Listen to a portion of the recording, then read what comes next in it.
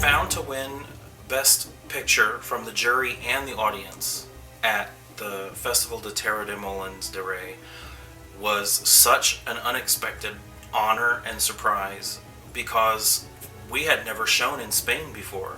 So for our very first screening in Spain to be one that was so well received makes the entire Found cast and crew very, very pleased. And it was also important to us to have received these honors because we really value festivals that have been around as long as the Molins de Rey Festival. Most of the festivals in North America are, 10 years old, 11 or 12 years old at the most. Very few have been around as long as Molins de Rey, so we are very proud to be a part of that legacy now. We would ideally love for Found to be released all over the world, in every country, and we have sales agents working all over the world to help us make that happen, and we hope very soon to be able to announce. If we had more money to make Found, we might have spent some of it to get better locations, maybe spend a little on wardrobe, on some props. It would have been nice to have enough money to pay everyone for all the work that they did, but I'm not sure it would have been a much better movie if we did have a bigger budget. Maybe we would have cast a name actor, but I'm not sure. I think Found wanted to be a small movie with a small budget, and I think maybe some other movies in the future will be movies better suited to having a bigger budget. But I have no regrets about making Found really, really cheaply. If we had less money to make the movie, I think we would have just waited until we had more money to make the movie for the amount that we did, because I would not want to sacrifice the special effects, because it's a horror movie, and horror movies are pretty much required to deliver the goods, so to speak. You have to have effects. There has to be blood. There has to be killing. When you make a movie like Found for so little money, you don't have the luxury of seeing a whole lot of actors for the parts. So luck does become a factor, and I think we got really lucky in knowing a woman named Sheila Butler, who has worked with a lot of children in Bloomington, Indiana, where we made the movie, and she was able to hook us up with a lot of the young talent that we worked with. And Ethan Philbeck, as the older brother, we were lucky enough to find him because Arthur Cullifer, one of the producers and effects artists, had worked with him on a previous production. So I think we did get lucky, and I'm just going to chalk it up to that. We thank the movie gods that we were able to get the cast that we got.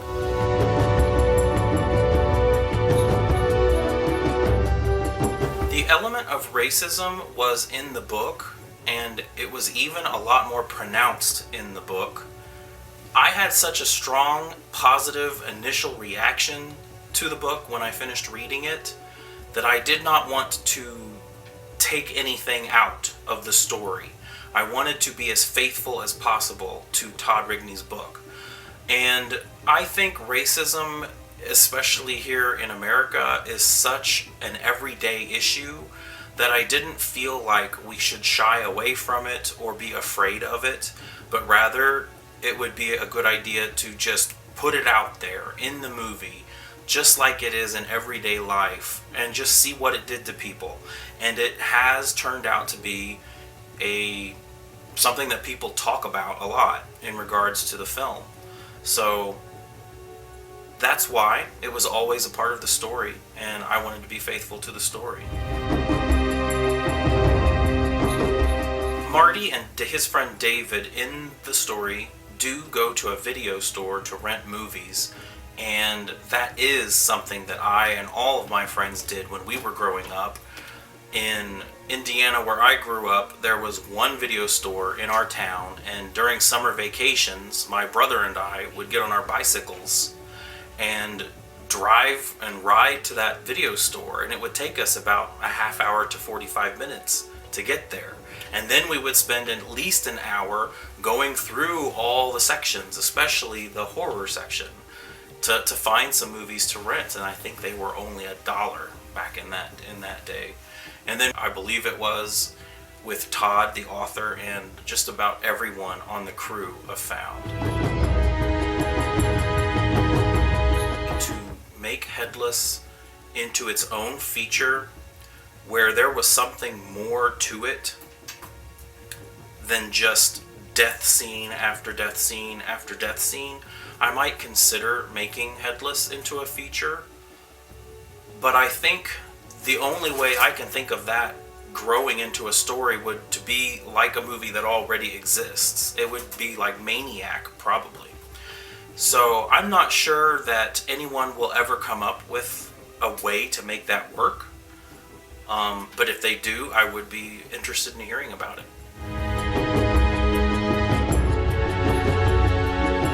I am working on several screenplays right now that I have come up with the stories for, but they take a long time for me to figure out. So in the meantime, I do like reading other people's stories and screenplays. And the other advantage in working with other people's material is that I get to be like the audience when I read them. I get to experience the story from beginning to end, and I get to have a reaction to the story when I finish it. And when you come up with the story yourself, you lose your objectivity. And sometimes you don't know whether you even still like the story when you get to the end of it. I am developing a lot of different projects. One has no dialogue in it. It is very primal, post-apocalyptic, perhaps, would be a good way to describe it. And then I'm working on another that is very commercial, has a lot of commercial aspects to it. It's a very fun horror, adventure, fantasy type movie, but it needs money. So I'm working on that screenplay in between projects, hoping someday to get $250,000 to be able to make that one. And then there's another project that has just come to me from another writer, and I like it a lot, so I think it might be the next one, but I'm a little afraid to say anything too early about it. So keep watching my Facebook page and scottschirmer.com, and as soon as I know for sure that it's the one, we'll be announcing it. Texas Chainsaw is my favorite horror film because it is so raw. It doesn't even feel like a film that was made by people. It feels more like found footage or something. There's this kinetic energy that starts at the very beginning of the movie, and it revs up and it revs up and it revs up, and it never lets go. And by the end of that film, you're breathless. Like, I just remember sighing, like finally exhaling at the end of that movie. So that's something I am always probably subconsciously trying to replicate, is that kinetic, that winding up of energy, and just kind of winding it and winding it and winding it until the credits. Hi, I'm Scott Schirmer, director of Found, and I just want to say hi to all you followers at TerrorWeekend.com. My brother keeps a human head in his closet. At one point, it had thoughts and feelings, and it kissed somebody it loved. Now it's just a bloody head in a bowling ball bag. I hope I don't end up that way. Do you want to be the kid that gets picked on? Or the kid that gets in trouble? What if I hit Marcus back? What if it doesn't hurt him any?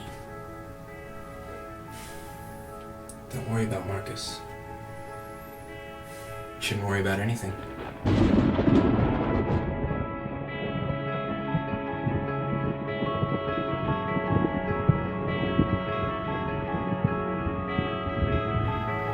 You didn't have to do what you did, Marty. Kids get picked on. I'm sorry it happens, but it's not an excuse to attack someone.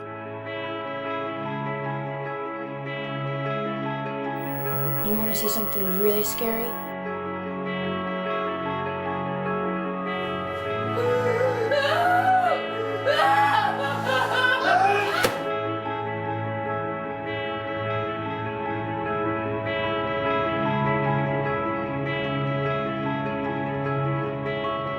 Listen to me.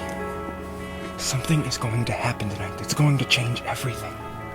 And I need you to stay out of the way. Why?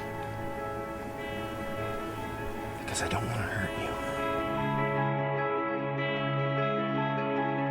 My life is starting to feel like a horror movie.